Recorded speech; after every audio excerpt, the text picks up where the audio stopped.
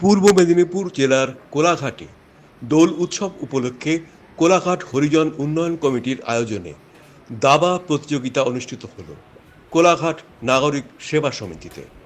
এই খেলাতে অংশগ্রহণ করতে দূর দূরান্ত থেকে প্রতিযোগীরা আসেন।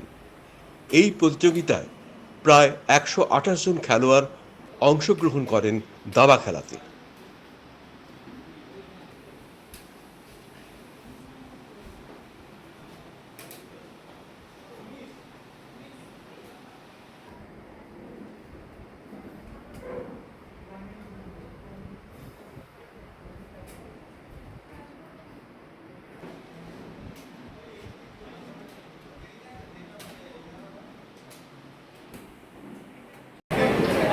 উত্তরীয় সম্মানিত করছে এবং এদিকে ঘুরে দোল উৎসব উপলক্ষে আজকের এই টুর্নামেন্ট হচ্ছে। সুতরাং 128 জন খেলছে।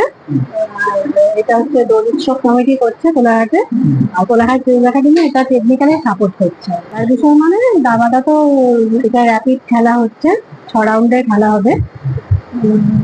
এই বিভিন্ন জায়গা থেকে প্লেয়ার এসছে, খড়গপুর, তারপর কাঠি, তমলুক, হাওড়া, আর আমাদের একাডেমি তো আছে।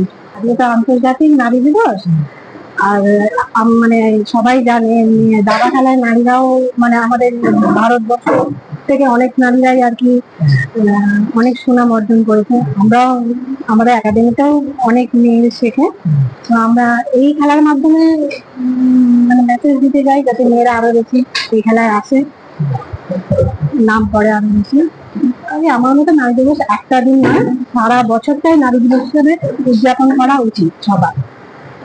তার কারণ নারী ছাড়া কোনো সমাজ গড়ে ওঠে না, এটা আমার ব্যক্তিগত মত। আর যেভাবে মানে নারীরা অসুরক্ষিত হয়ে পড়ছে আমাদের সমাজে আমরা দেখতে পাচ্ছি, নারী দিবস তো প্রত্যেক দিনই পালন করা উচিত। নারীদের সুরক্ষা দেওয়াটাই নারী দিবসের মানে মেন কি বলবো,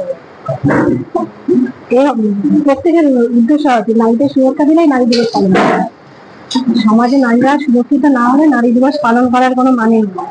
আমার নাম রাজশ্রী দে, আমি কোলাঘাট একাডেমি বর্তমান কোলাঘাট হরিজন উন্নয়ন কমিটির মঞ্চে পুরস্কার বিতরণী সভা আছে।